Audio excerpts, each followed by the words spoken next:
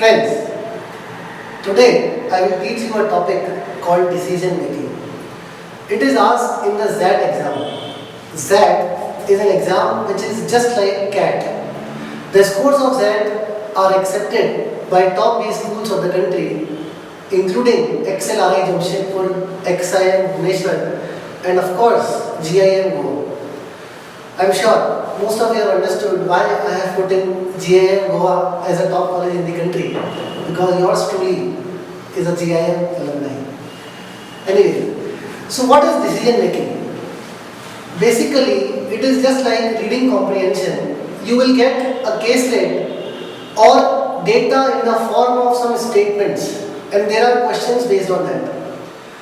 So what you need to do is, you need to read and understand the data very clearly and try to apply your mind while answering the questions.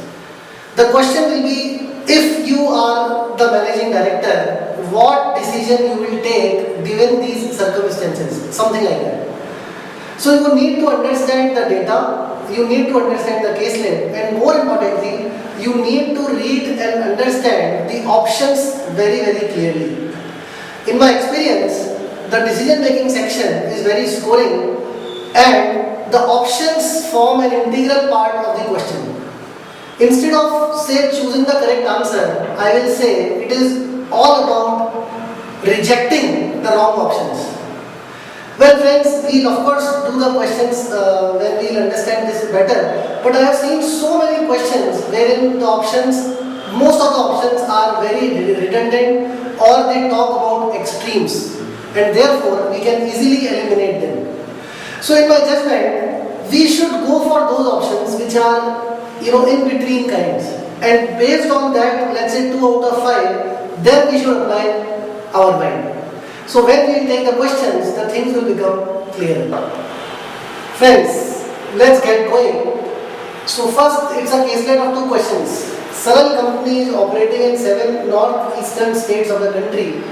The organization has a history of participative decision making, wherein people deliberate openly about pros and cons of every important decision, and a broad consensus is taken before taking the final decision.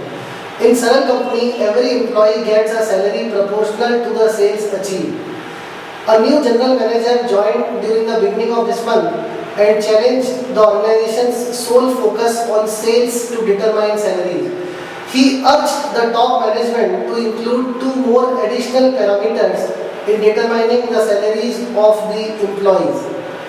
That is, collection of information about competitors and the quality of relationship with the retailers. Okay, so let's take question number 1. Manohar, the highest earning employee for the last 3 years, vehemently opposes the GM's proposal. Which of the following could be most likely reason for him to oppose the proposal? Please look at the options carefully and try to answer on your own. A. He considers the proposal as a serious threat to his favorable position in Saral company. He is not interested in correcting the information regarding competitors, no clarity regarding the importance of the 3 parameters. He is not interested in maintaining quality relationship with retailer. Or E. He may need to work harder to earn the highest salary. So as I was telling you, try to eliminate options. So here if you see, B and D can definitely be eliminated because they are actually the same, talking about those 2 parameters. So if one of them is the answer, why not the other one? So B and D we can eliminate. C is out of context because he says that no clarity regarding the relative importance of the 3 parameters. Of course, we will do it later. We can always give the importance later. That is not the part of the main data. So A and E now.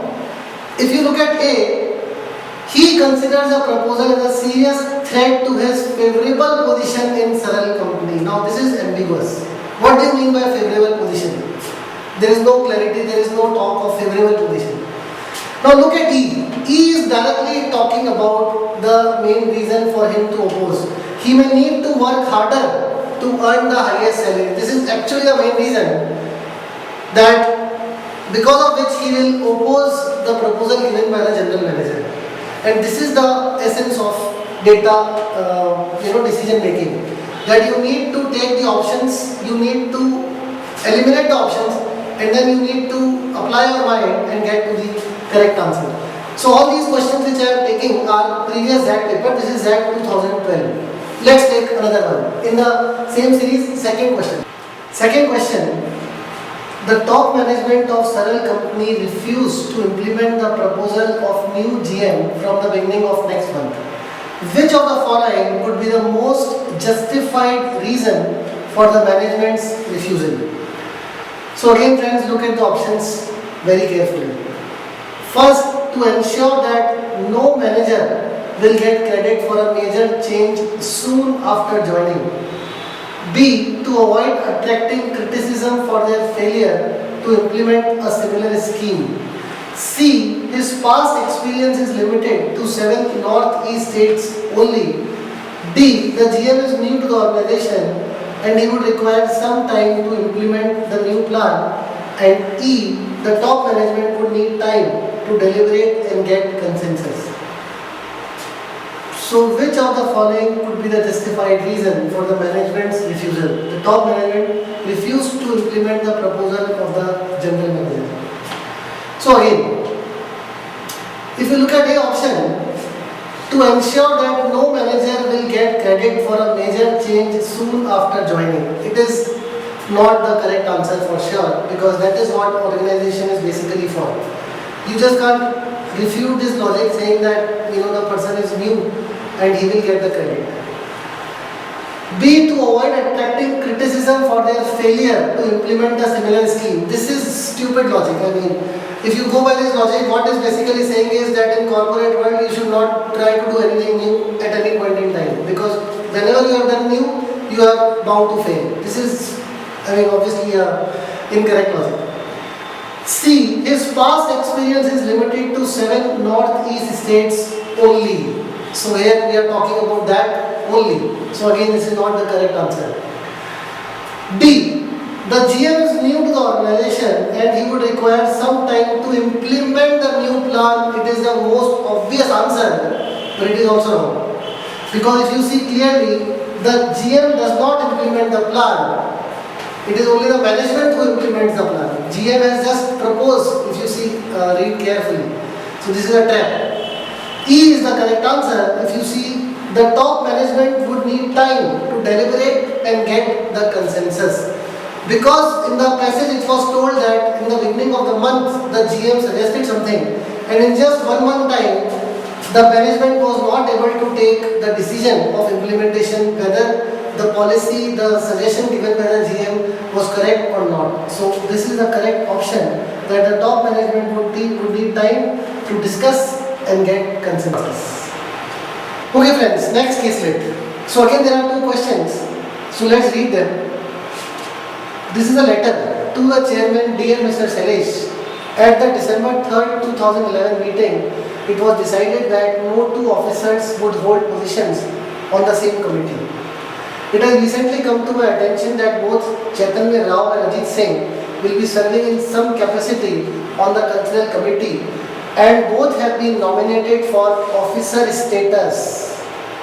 As you know, this is in direct disregard for the rules as voted by the members' council last December 3rd, 2011.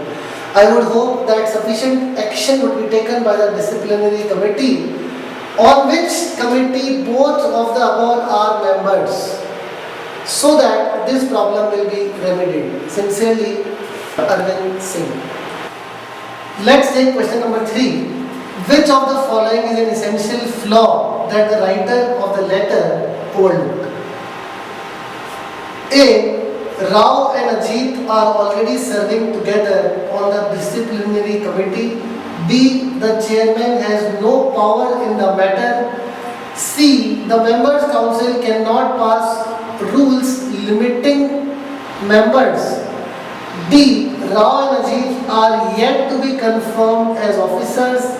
And E. Cultural committee is only active during the annual festival. Now again, if you see, option B and option E actually makes me laugh. And mind you, this is again ZAT 2012 word by word question. Option Option B, the chairman has no power in the matter. I mean, what kind of option is this? Option E, cultural committee is only active during the annual festival. What kind of logic, what kind of law it can be? So these two, that's what I told you. Some options you can easily eliminate, easily. So let's take A option. Rao and Ajit are already serving together on the disciplinary committee. Do you think this can be the flaw? Of course not. They are serving on disciplinary committee. If this is a flaw, you are trying to say that since it is happening at some other area, why not in this area as well? This is this kind of flaw in the logic. If something is wrong, if it is happening in some other thing, we should rectify that as well. We can't give the logic that since it is wrong at some other place, the same situation could be wrong at some other place as well. So A is also not the answer. Let's look at C.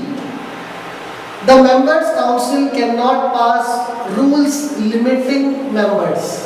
This is again not the correct flaw. If had this been the case, then there would not have been letter at the first place. So therefore, this is also not the flaw in the letter as such. So what is the flaw? Look at D. Rao and Ajit are yet to be confirmed as officers. If you read the statement carefully, if you read that passage carefully, it was clearly said that officer status. They were not officers till that point in time. And this is a flaw. The once we confirm them as officers, obviously we will have to make them a part in the committees. Then they can't serve in the same committees as per the law passed by the members. So the answer is D option. Okay, question 4. If both the nominations are confirmed, now the point I was trying to tell you earlier. In the fourth question itself, we got a clue to the answer of the third question. If you notice, if both the nominations are confirmed, a student must have got this third and fourth together. And if he is having a confusion in third, if he reads the fourth statement, first line, if both the nominations are confirmed, we get the answer of the third question, that the officer status is not confirmed, if you recall.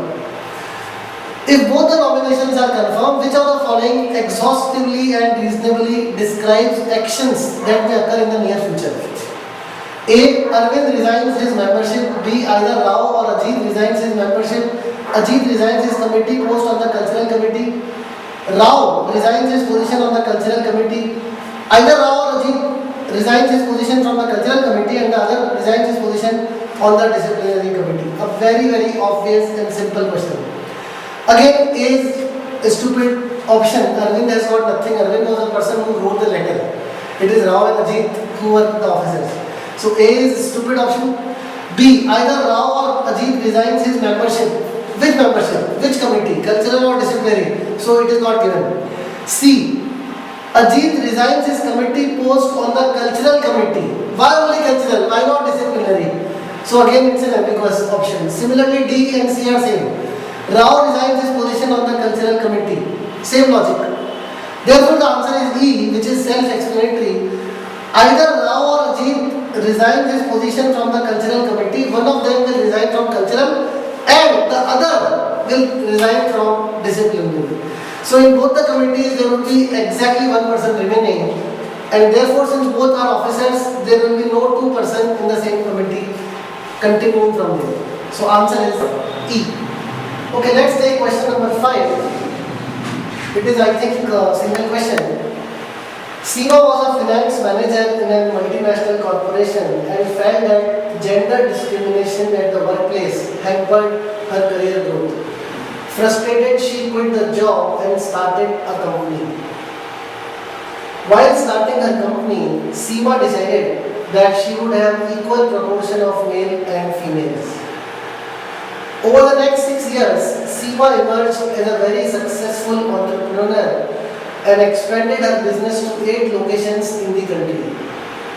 However, Seema recently started facing an ethical dilemma because she realized that female employees were not willing to travel across cities and work late hours as the work required them to do. Male employees did not hesitate undertaking such work.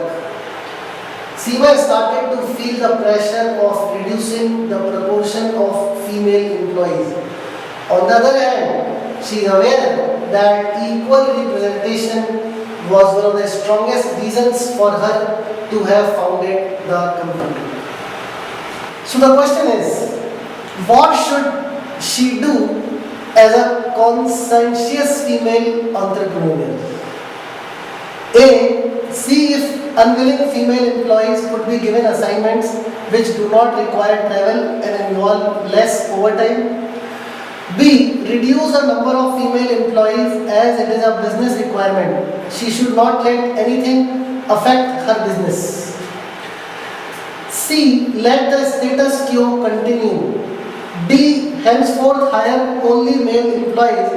And E. She should close the business. Okay, now again as you can see, option number E actually makes me laugh. She should close the business. You know, such extreme options, you should see, laugh for a second and avoid them. Don't laugh for more than, not more time, otherwise again your time will be wasted. Okay, E is out of question. D, henceforth hire only male employees, also not the correct answer, because that was the reason of her starting the organization. She needs to keep the male-female proportion. C, let the status quo continue, again not the correct answer, because the dilemma will keep on continuing and she as it is under a lot of pressure. B, reduce the number of female employees as it is a business requirement. She should not let anything affect her business. Might be the obvious answer, but I am sorry, it is not. If you read it carefully, it also boils down to reducing the number of female employees, which was the idea of her starting her own organization. And therefore, if you see A, that is the correct answer of Seema's dilemma. See if unwilling female employee could be given assignment which do not require travel and involve less overtime. If there are some female employees who do not want to travel and they want to work at that same place, she should try and find out some work for them. And if some female organization, some female are willing to work, willing to travel, she should switch to other locations accordingly. Some kind of management she needs to do. But A is the correct answer for this question. Okay, so this is the next question. Again a single question. This is ZAT 2008. You, a recruitment manager, are interviewing Mayank, a hard-working young man who has problems in speaking fluent English. He has studied in vernacular medium schools and colleges. Amongst the following options, what would you choose to do if your company has vacancies? So I have to hire a young person where he is hard-working person, but he has problems in English. So what options are there? Company has vacancies, this is given. A, I would hire him at all costs. B, I would hire him for the job he is good at and provide training in other areas. C, I would hire him for production or finance job, but not for marketing job which requires good communication skills. D, I would ask him to improve his communication skills and come back again.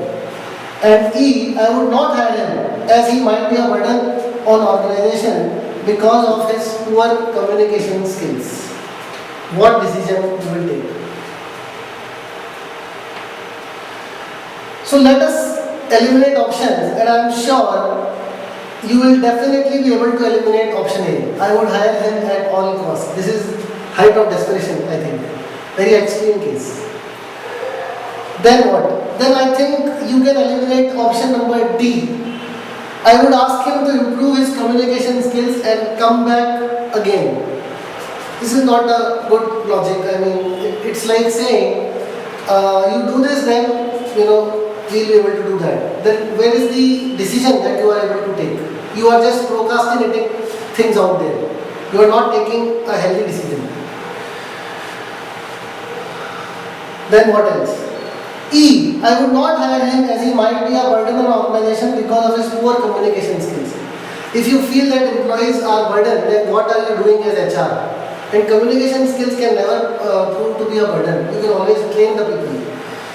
So I think A, D and E can be safely eliminated. Out of B and C, I think they are good options. You have to read it carefully.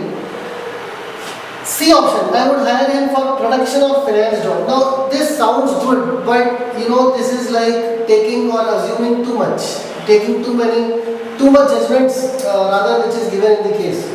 Because it's your own judgment that production or finance job has got no use of communication skills, number one. Number two, man might not be good at production and finance. How can we assume the second thing? When we have got the option which is so very good, I would hire him for the job he is good at. And I will definitely train him for other areas. This is called as ownership of the employees. I am taking care of their weaknesses as well. I am not saying this is, you are good at this, okay fine, but you need to improve this is weakness. First we improve upon this, then we kind of do something forward. So the correct answer, my dear friends, is option number B. Friends, let's take the last question in this series, question number 7, again a single question. I think this is at 2010. The city of Nagar has a population of 10 million, 2 millions amongst whom are rich, 3 millions are poor and 5 millions belong to the middle class. Saundarya Cosmetics manufactured and sold beauty product to the rich class at a premium price. Its products were very popular with customers. Many people from the middle and poor segments of the population aspired to buy these products but could not afford because of the high prices. Of late, sales growth has been stagnating in the rich segment. Which of the following is the best option for Saundarya Cosmetics to maximize the long-term profits? Profits is the clue. Option A, sell the same product at lower prices to middle and poor classes. B, sell similar product of different quality standard with different brand name to middle classes and poor classes. C, sell its products under different brand name to middle and poor classes. D, continue to target rich only and hope that today's middle class would be tomorrow's rich class. And E, target middle class as it is the largest segment and forget about the rich. So again, D and E, I am sure you might have come to the conclusion immediately that D and E are options that can be eliminated very, very easily. Because D is talking about doing nothing and just waiting that middle class will become rich. E is saying that target middle, forget about rich. So what the company has done so far, the premium branding and the premium positioning, premium products, you are just forgetting about that. You are just leaving it. So D and E can be eliminated. A, B, C. If you see A, sell the same product at lower prices to middle and poor classes, basically it is like confusing the market, number one. Number two, the company will not make money because if you are selling the same product and you are lessening the price, you are definitely going to lessen your profit. And here we are talking about maximizing long-term profits. So A is not the answer because of that reason. Similarly, C is also not the answer because of the same reason. Sell its products under different brand name to middle and poor classes. In this we are just changing the brand name, but we are keeping the product quality same. So how will we make money? Now look at B, which is of course the answer. We have eliminated the remaining 4. Sell similar product of different quality standards. We are changing the quality standard. In other words, we are making some lesser cost products. And we are selling to the lesser market, lesser premium market, which is middle and lower classes. Sell similar product with different brand name to middle and poor classes. In this way, long term we will make money. So I think that's all about this entire endeavor as far as decision making is concerned. I hope you have got a flavor of solving it, and please crack the XAT exam because it is one of the sections in the XAT exam. Thank you, friends.